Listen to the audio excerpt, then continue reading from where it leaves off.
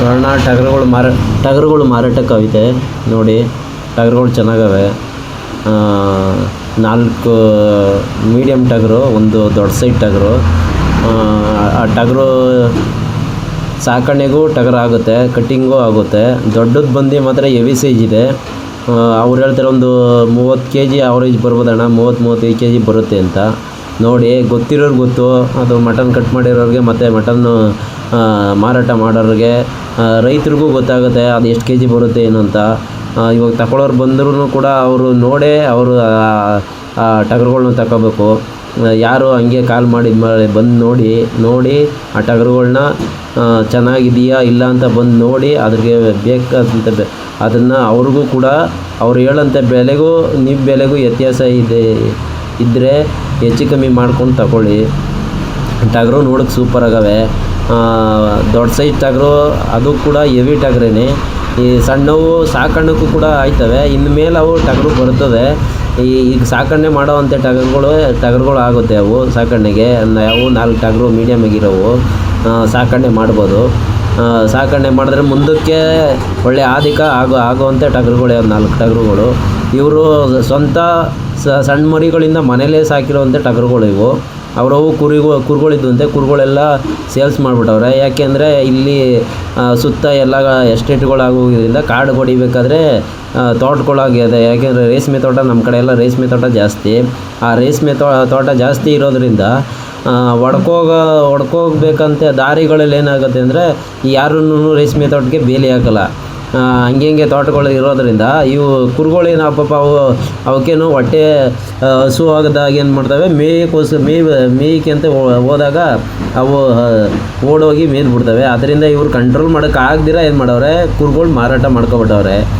ಇವು ಟಗರುಗಳು ಇರಲಿ ಅಂದ್ಬಿಟ್ಟು ಅವಾಗಿಂದ ಸಾಕೊಂಡು ಬಂದಿರೋಂಥ ಟಗರುಗಳು ಇವು. ಚೆನ್ನಾಗವೆ ಟಗರುಗಳು.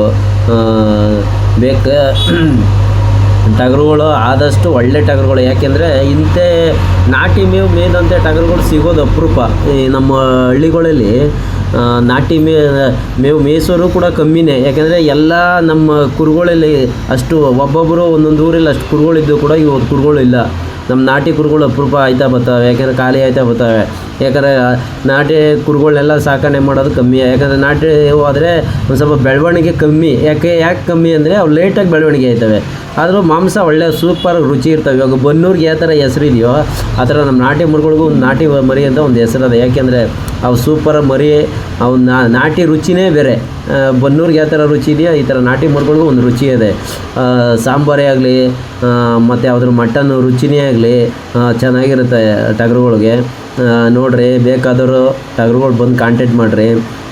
ವಿಡಿಯೋ ಎಂಡಿಂಗಲ್ಲಿ ನಾನು ಫೋನ್ ನಂಬರ್ ಕೊಟ್ಟಿರ್ತೀನಿ, ಕಾಲ್ ಮಾಡಿ. ಬೇಕಾದವರು ಪಾಪ ರೈತರ ಹತ್ರ ಅದು ನಂಬರ್ ಇಲ್ಲ, ಆದರೆ ಬೇರೆ ನಂಬರ್ ಹಾಕಿ ನಿಮಗೆ ಹಾಕಿರ್ತೀನಿ. ನೋಡಿ, ಒಳ್ಳೆ ಕ್ವಾಲಿಟಿ ಅದು ಮರುಗಳೇ. ಸಾಕೋರಿದ್ರೂ ಬಂದು ಸಾಕಣೆ ಮಾಡ್ಬೋದು. ಒಂದು ಹೆವಿ ಟಗರ್ ಇದೆ, ಅದು ಕಟ್ಟಿಂಗೂ ಆಗುತ್ತೆ. ಮತ್ತು ನೀವು ಸಾಕೋದ್ರೂ ಕೂಡ ಇನ್ನೂ ಹೆಚ್ಚು ಆದಿಕನೂ ಪಡಿಬೋದು ಅದರಲ್ಲಿ. ಯಾಕೆಂದರೆ ಇವಾಗ ಆಲ್ರೆಡಿ ಅದು ಬಂದು ಹದವಾಗಿ ಅದು ನಿಂತಿದೆ, ಅಂದರೆ ಮಾರಾಟಕ್ಕೆ ಆಗುವಂತೆ ಮಾಲ್ ಅದು. ನೋಡಿ, ಟಗರು ಸೂಪರ್ ಆಗವೆ. ಈ ಥರ ಮೇಸಣಿಕೆ ಮಾಡೋದು ಅಪರೂಪ ಆಗೋದ್ರಿಂದ ಇವತ್ತು ಬರೋವಂಥ ಸಂತೆಯಲ್ಲಿ ಹೆಚ್ಚು ಕಮ್ಮಿ ಹೇಳ್ಬೇಕಂದ್ರೆ ಎಲ್ಲ ಫಾಸ್ಟು ಫುಡ್ಡು ಮಾಡಿಬಿಟ್ಟವ್ರೆ. ಯಾಕೆಂದರೆ ನಮ್ಮ ನಾಟಿ ಟಗರುಗಳಿಗೆ ಈ ಥರ ಬುಟ್ಟಿ ಕಾಡಲ್ಲಿ ಮೇಯಿಸುವಂಥ ಟಗರುಗಳು ಯಾವುವೂ ಇಲ್ಲ. ಸಂತೆಯಲ್ಲಿ ಬರೋವೆಲ್ಲ ಏನೋ ಒಂದು 3 ತಿಂಗಳಿಗೆ 4 ತಿಂಗಳಿಗೆ 6 ತಿಂಗಳಿಗೆಲ್ಲ ಹೆವಿ ದಪ್ಪ ಮಾಡ್ತಾರೆ. ಆ ಥರ ಮೆಡಿಸನ್ ಬಂದವೆ, ಆ ಥರ ಫುಡ್ಗಳು ಬಂದವೆ, ಆ ಥರ ಮೇವುಗಳು ಬಂದವೆ. ಅವ್ರಿಗೆ ಮೇಯಿಸಿ ಆ ಥರ ಮಾರಾಟ ಮಾಡ್ತಾರೆ. ಆದರೆ ಇವ್ರು ಹೇಳ್ತಾರೆ ಈ ಟಗರು ಬಂದು 2.5 ವರ್ಷ ಅಂತ. ಯಾವುದಕ್ಕೆ? ದೊಡ್ಡ ಟಗರಿಗೆ. ಇವು ಹೆಚ್ಚು ಕಮ್ಮಿ 1 ವರ್ಷದ ಮೇಲಾಗಿದೆ. ಅಂದರೆ ಈ ಮೀಡಿಯಮ್ ಸೈಜ್ ಇನ್ಮೇಲಣ ಇವು ಟಗರುಗಳು ಬರ್ತವೆ ಅಂತ ರೈತರು ಹೇಳ್ತವ್ರೆ. ಈ ಟಗರುಗಳು ಇನ್ಮೇಲೆ ಬೆಳವಣಿಗೆ ಆಯ್ತಾವಂತೆ. ನೋಡಿರಿ, ಟಗರುಗಳು ಚೆನ್ನಾಗಿ ಕ್ವಾಲಿಟಿನೂ ಅವೆ. ಟಗರುಗಳು ನೋಡೋಕ್ಕೂ ಸೂಪರಾಗವೆ. ಬರ್ರಿ, ಮೇಯಿಸ್ರಿ. ಕಾಡಲ್ಲಿ ಮೇದಿರುವಂತೆ ಮೇದಿರುವಂತೆ ಟಗರುಗಳು ಇವು. ಕಾಡಲ್ಲಿ ಬುಟ್ಟಿ ಮೇದಿರುವಂಥ ಟಗರುಗಳು. ಇವತ್ತು ಕಾಡಿನ ಮೇವು ಮೇಯಿಸ್ಬೇಕಾದ್ರೆ ಅಪರೂಪ ಯಾರೂ ಸಿಗಲ್ರು. ಯಾಕಂದರೆ ಈ ಊರಿರೋದು ಕಾಡು ಒಳಗಡೆ ಇರೋದ್ರಿಂದ ಇವೆಲ್ಲ ಸುತ್ತಮುತ್ತ ಕಾಡಲ್ಲೇ ಮೇಯ್ತವೆ. ಕಾಡಲ್ಲಿ ಮೇಯ್ದು ಕಾಡಲ್ಲಿ ಬರುವಂತೆ ಹಳ್ಳದ ನೀರು ಕುಡಿತವೆ. ಕಾಡಲ್ಲಿ ಹುಲ್ಲು ಗಿಡ ಸೊಪ್ಪು ಮತ್ತು ಎಲ್ಲ ಸೊಪ್ಪುಗಳನ್ನು ಮೇಯ್ಕೊಬಂದು ಹಳದಲ್ಲಿ ನೀರು ಕುಡಿತವೆ. ಯಾಕೆಂದರೆ ಇವತ್ತು ಕಾಡು ನೀರು ಎಲ್ಲಿ ಸಿಗೋದು, ಯಾರಿಗೂ ಸಿಗೋಲ್ಲ. ಆ ಕಾಡು ನೀರೇ ಅಪರೂಪ ಮೊದಲೆಲ್ಲ ಕಾಡು ನೀರು ಕುಡಿತಿದ್ರು. ಇವತ್ತೆಲ್ಲ ಕಾಡು ನೀರು ಯಾವ ಹಳ್ಗಳಲ್ಲಿ ತುಂಬ್ತವೆ, ಮಳೆ ಹುಯ್ಯೋದೇ ಅಪರೂಪ. ಅಂಥದ್ರಲ್ಲಿ ಯಾವ ಊದಾಗ ನೀರು ಕುಡ್ದು ಕಾಡು ಮೇಯ್ಕೊಬಂದು ಹೇಳ್ತಾರೆ. ಇವ್ರು ಬೆಳಗ್ಗೆ ಒಂದು 11 ಗಂಟೆಗೆ ಕಾಡಿಗೆ ಬಿಟ್ಟರೆ ಸಂಜೆ 6 ಗಂಟೆಗೆ ಹೊಡ್ಕೊಬತ್ತಾರಂತೆ. ಇವಾಗ ಬರೀ 5 ದಿನ ಮೇಯಿಸ್ಬೇಕಲ್ಲ, ಸುಮ್ಮನೆ ಯಾಕೆ ಅಂದ್ಬಿಟ್ಟು ನಮಗೂ ಏನೋ ಒಂದು ಕಷ್ಟ ಅದೇ, ಆ ಕಷ್ಟ ತೀರಿಸ್ಕೊಳ್ಳೋಣ ಅಂದ್ಬಿಟ್ಟು ಏನು ಮಾಡವ್ರೆ, ಇವಾಗ ಮಾರಾಟಕ್ಕೆ ಇಟ್ಟವ್ರೆ ಇವರು. ನನಗೆ ಫೋನ್ ಮಾಡಿ ಹೇಳಿದಾಗ ನಾನು ಬಂದು ಇದನ್ನು ನೋಡಿ ನಿಮಗೆ ಹೇಳ್ತಾಯಿದ್ದೀನಿ.